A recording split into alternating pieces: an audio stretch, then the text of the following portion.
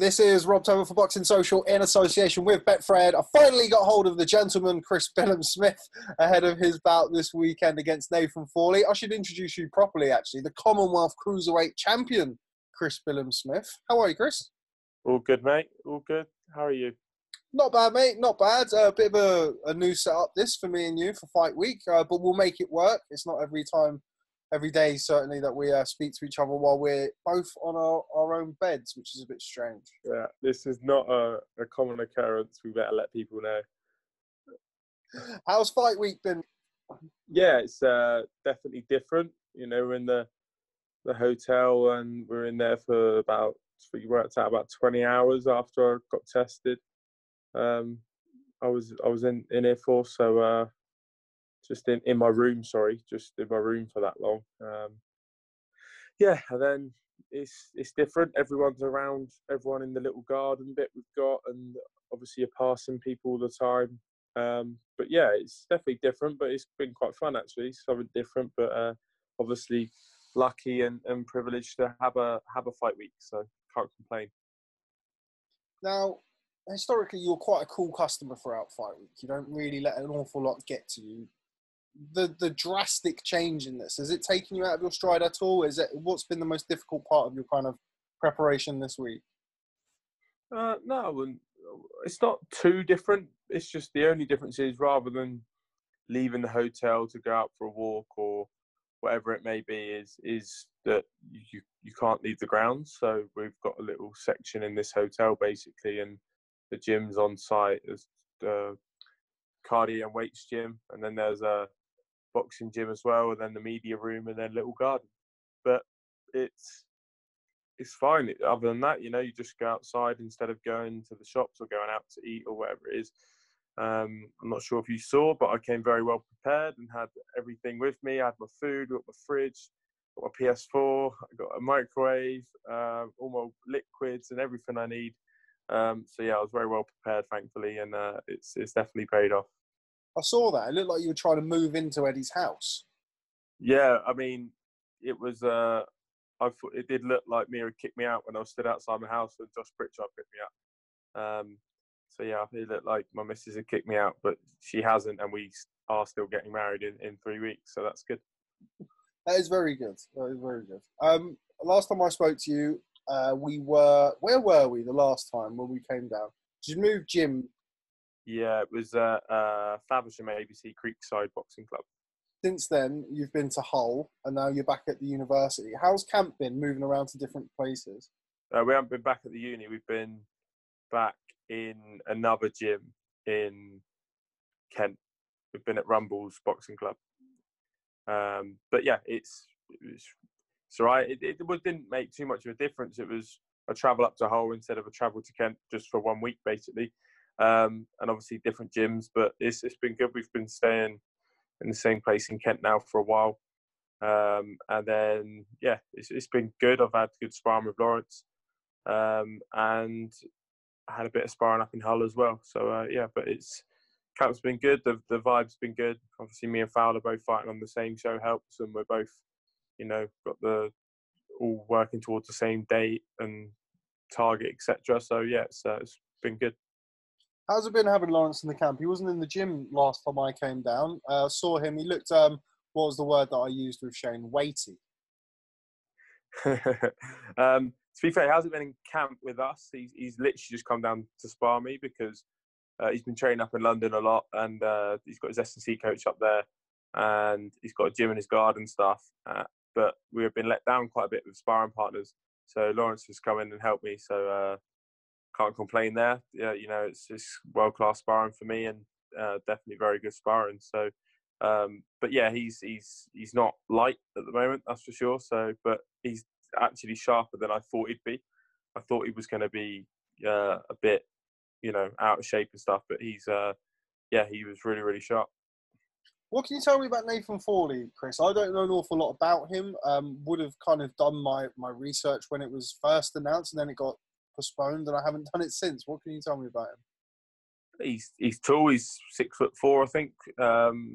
He's obviously a Commonwealth Games bronze medalist. He's unbeaten. He's 14-0. So, and he's he looks like he's got quick hands from what I've seen, and he can. I believe he'll carry a bit more power up at cruiserweight than he did at light heavyweight. So I'm expecting an awkward night's work. He looks like he can move well and he looks fit, and he's been doing rounds of Enzo Macronelli and stuff as well.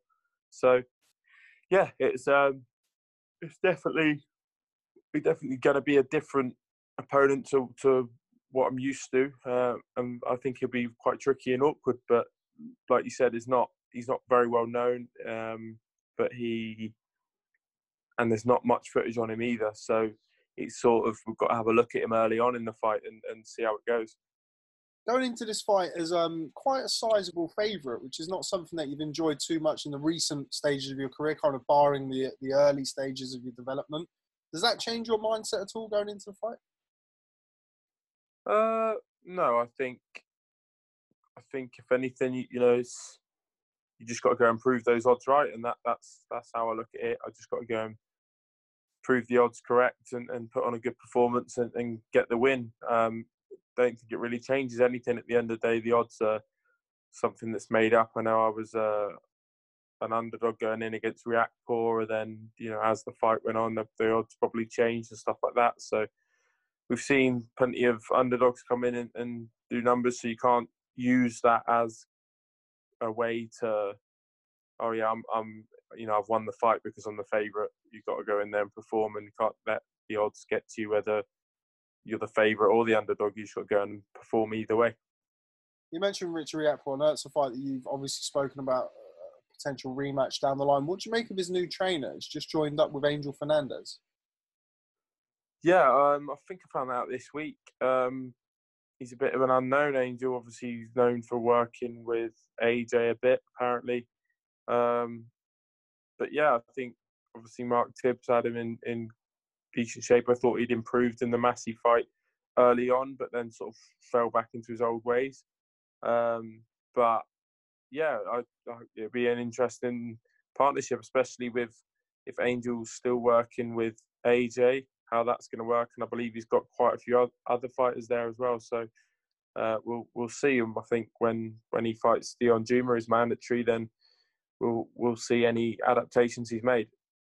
Mentioned Dion Juma there. I did an interview with Steve Goodwin, who of course looks after Dion Juma, and he said to me that Eddie Hearn was kind of intent on naming every cruiserweight apart from Dion Juma. Now, you know Dion Juma very well. As you say, he's mandatory for the British title. Just how much of a threat is he on the domestic scene? Yeah, he's a good fighter, and he's unbeaten himself. He had a good win against Sam Hyde. It was turned into a bit of a war, that fight, to be honest. I thought Dion would. I thought he'd stop Sam Hyde late, but Sam's a very, very tough lad. So yeah, but he boxed and got the win on decision away from home. So it was a good win for him. But yeah, it's he's definitely in the mix, and I think if he can pull off the win against Richard Riakporhe, then he'll definitely he'll be well in the eyesights of myself and everyone else who's gunning for that British title or European title in our division domestically. You mentioned the European title obviously just been vacated by Lawrence Okoli. Seems to be the case as it was with the British title when Lawrence vacated the British title, that everybody kind of just steps up a notch to kind of the next belt and the next available belt. I know you well enough that you probably have an eye on the European title somewhere along the line. Yeah, absolutely. I believe Tommy McCarthy's mandatory, and Eddie said he'd love to make me against Tommy McCarthy for that fight if come through Friday. So that's even more motivation for me to go and do a number on Nathan Thorley on Friday, look good in doing so and get that fight, because it's obviously a very prestigious belt and one on the journey, which I plan on winning. So very exciting times for myself, but it's, like I said, it's just more motivation for Friday.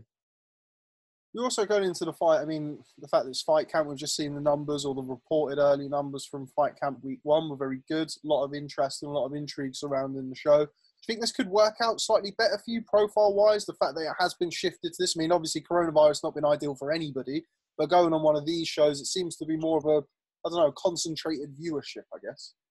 Yeah, I think so. I think with the there's not that many fights on the bill, so it's not like people are just focused on the main events. People seem to be much more focused on the whole card, whereas a lot of time it's people, you know, you go to shows and it doesn't fill up until the main event. So I think, this fight, I think because people are looking at the shows as a whole, then I think they're interested in more than just the main event, or more than just the co-main event or whatever it may be, or chief support or whatever it is. So I think you look at Dalton Smith last week, put on a very good performance, and he got a lot of props for the way he boxed and performed, and he was, you know, lower down the bill. I think he second or third on?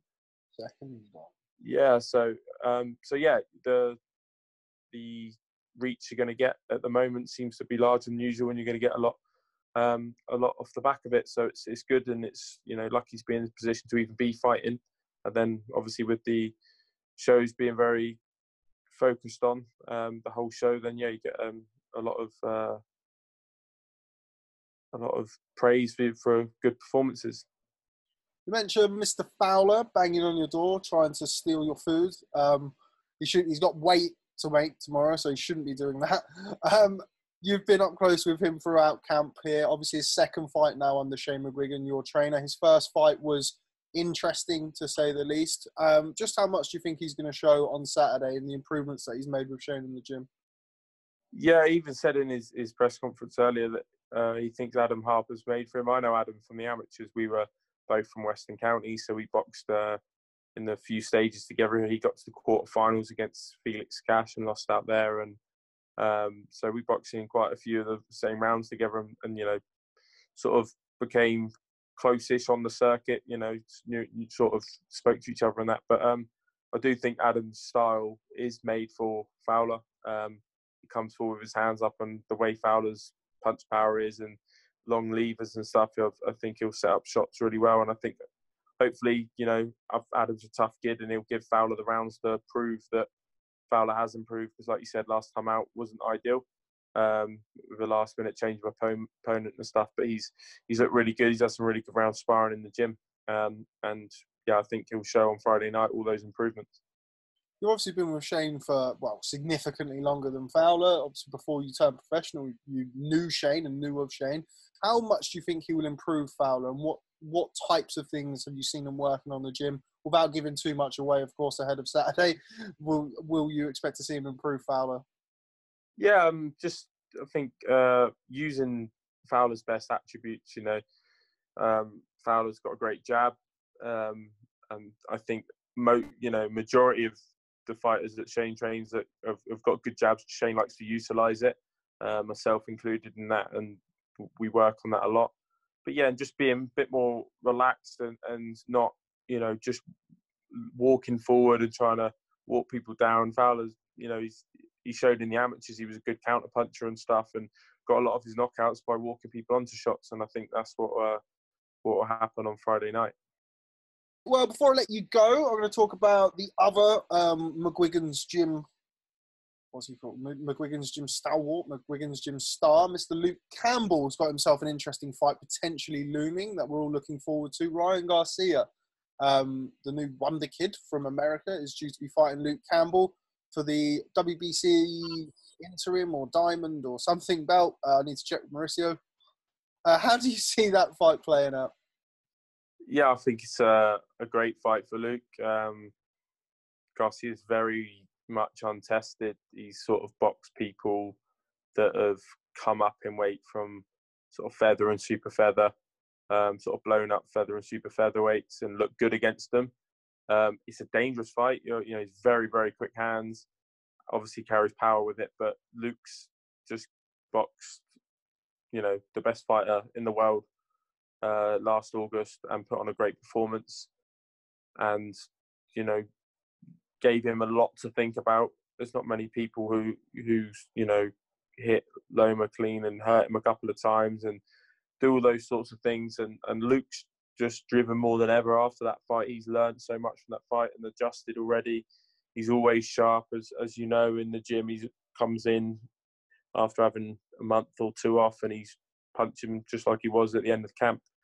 So yeah, I think Luke, I think that most people who know boxing will favour Luke in that fight, and I think he'll be way too clever for him. But I do think Luke will hurt him, and you'll definitely find out what Garcia is made of, because Luke will definitely give him everything, you know, with regards to his boxing skill, and find out how much of a thinker Ryan Garcia is, because a lot of time it looks like he just punches with people. And if that's the case, then he's going to be in big trouble against Luke. Okay, well, before I let you go, as you are performing at Fight Camp, I thought I would ask you your opinion on, I guess, what the crescendo of Fight Camp will be. Dillian Whyte versus Alexander Povetkin on the final week. How'd you see that fight going, Chris? It's an interesting one. I've heard Povetkin's coming in Friday to be quarantined for 2 weeks before the fight, and he's got Chisora and Dave Allen coming in to spar. So they've got to, you know, do all the testing and that this weekend. But it's an interesting fight. I think if Dillian's on it, then, and he hasn't, you know, been affected by lockdown, he's managed to get all the training sparring he needs, then I think you have to favour him, because Povetkin's getting a bit too long in the tooth now. You know, his best years are behind him, but he's always dangerous, and he's obviously got that left hook himself. So it might just be whoever lands that left hook, if they start trading left hooks, who knows? But I think that whole show, to be fair, is a very good show.